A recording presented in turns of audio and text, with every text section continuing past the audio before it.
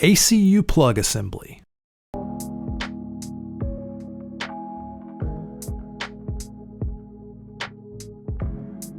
Step 1. Install the pressure gauge into the ACU plug. First apply Teflon tape to the threads, then tighten using a 24mm socket.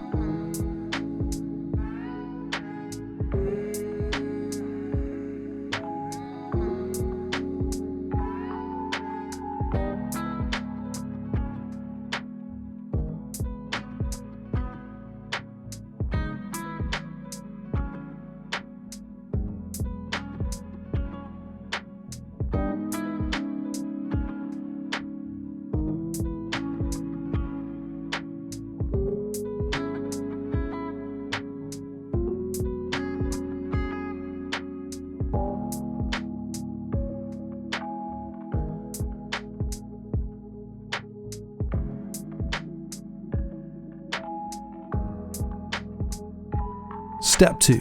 Install the 222 50 durometer body O-ring to the outside diameter. You now have a completed ACU plug assembly.